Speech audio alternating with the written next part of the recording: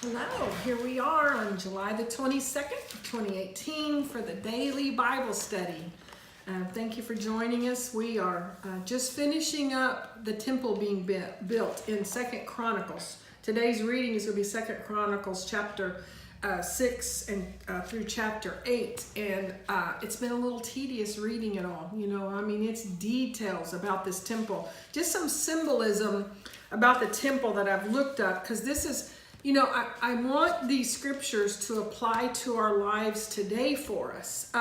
I know how hard it is to read these scriptures, especially in the beginning. One of my very, very good friends said that she's at that place right now where it's hard.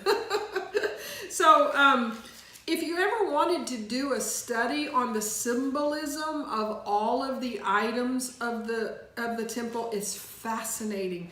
I'm just going to give you some tidbits on it.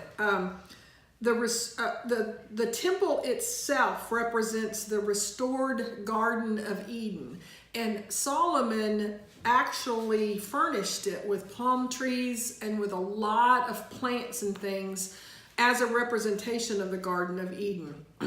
The temple represented heaven and earth. The temple is the earth, and the holy place, the holy of holy places, represents heaven. The pillars represented the upward motion from earth to heaven. The pillars itself, pillars of strength. One pillar represented David. Another pillar represented Boaz. There's quite a study on that. The pillars defined means established, means the word established. The pillars represented the word established. Think about that. The temple of God, they built it from the ground floor up, and it means established. And it's used 5 times. The word established is used 5 times in the readings about the temple. Cherubim, one representation or one symbolism is how the cherubim was assigned to guard the gates back to the Garden of Eden after Adam and Eve was kicked out of the Garden of Eden. And yet it was the cherubims that was placed at the altar in the temple. The cherubims represent the love between a man and a woman. And then the final one is the 2 cherubims represents God's goodness and his authority. So just wanted to throw those things out to you, because as you're reading things like, now Solomon had made a bronze platform, 7.5 feet long, 7.5 feet wide, and 4.5 feet high, and had placed it at the center of the temple's outer courtyard. And you're thinking, why am I reading that on July the 22nd, 2018? What's the symbolism? What's the symbolism? Better yet, how do these readings today apply to us right now? Those readings from back then apply to us right now. Well, the overall message today that I got, because Solomon is standing before the finished work of the temple and presenting it to all of the people. And what is the very first thing he does? He prays. A lot of today's reading is a prayer. So the message, whatever the problem, whatever the issue, or whatever the blessing, we should be praying. We should be praying. Verse 29, if your people, God told him, would pray. If your people will pray. And then verse 41, the temple represents God's resting place. So what is the temple? Well, back then it was mortar and brick and pillars and altars and cherubims, and that was the temple. What is the temple today? You're the temple. So are you God's resting place? Or are you full of chaos and turmoil? And food for thought about July 22nd, 2018.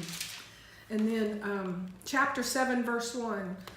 Lest anyone should doubt that prayers are answered, lest anyone should doubt back then that this is a temple for the Most High God, lest anyone should doubt that God exists. Verse 1, when Solomon finished praying, fire flashed down from heaven and burned up the burnt offerings and sacrifices, and the glorious presence of the Lord filled the temple. the priests could not enter the temple because the glorious presence of the Lord filled it. When all of the people of Israel saw the fire coming down and the glorious presence of the Lord filling the temple, they fell face down on the ground and worshiped and praised the Lord. Wow.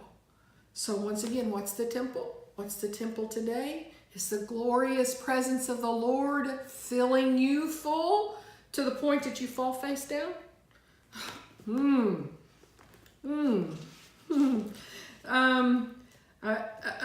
Verse 21, then one night the Lord appeared to Solomon and said, I have heard your prayer and have chosen this temple as a place for making sacrifices. And when I read that, I got another message.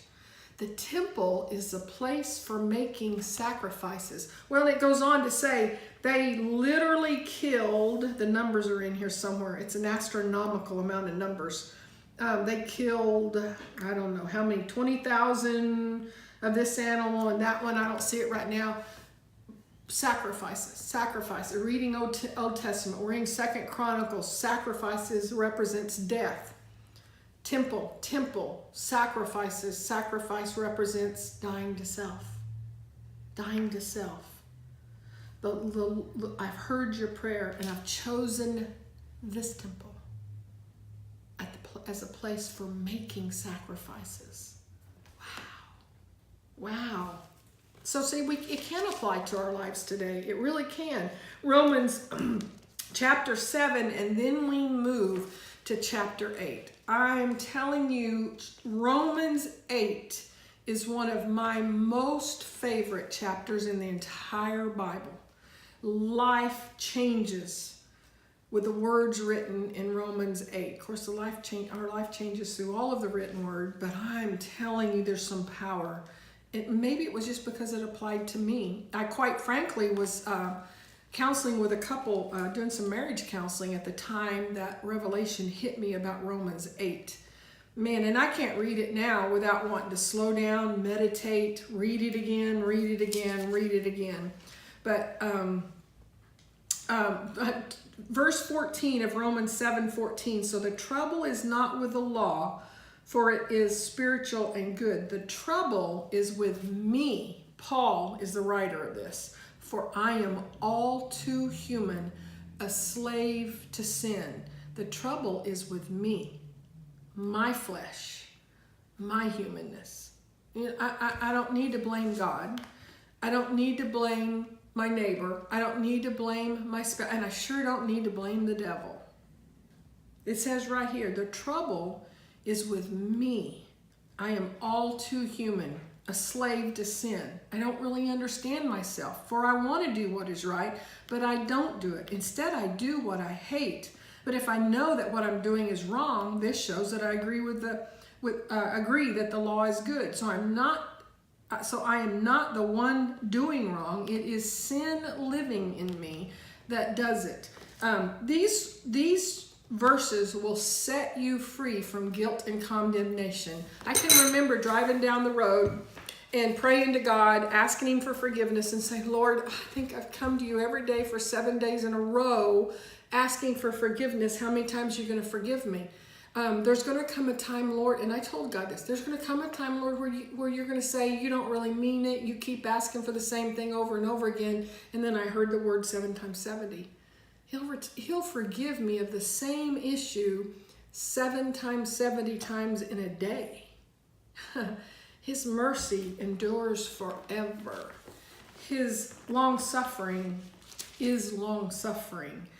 These scriptures will set you free. This is Paul, the one who wrote 2/3 of the New Testament, and I know that nothing good lives in me. That is, in my sinful nature. Paul's saying this. I want to do what is right, but I can't. I want to do what is good, but I don't. I don't want to do what is wrong, but I do it anyway. But if I do what I don't want to do, I'm not really the one doing wrong. It is sin living in me that does it. I have discovered this principle of life, that when I want to do what is right, I inevitably do what is wrong. I love God's law with all my heart, but there is another power within me that is at war with my mind. This power makes me a slave to sin that is still within me. The answer is in Jesus Christ our Lord. The answer is in Jesus Christ our Lord. And then we start chapter 8. I'm going to refer back to chapter 8, the first part of it, tomorrow, because we just have a few verses of it today. Oh my word, Romans 8. I'd love to get some messages on Facebook from you. Tell me what Romans 8 speaks to you when you read it this year. When you go through Romans 8, send me a message and give me some tidbits. What does Romans 8 speak to you? Excited to talk about it tomorrow.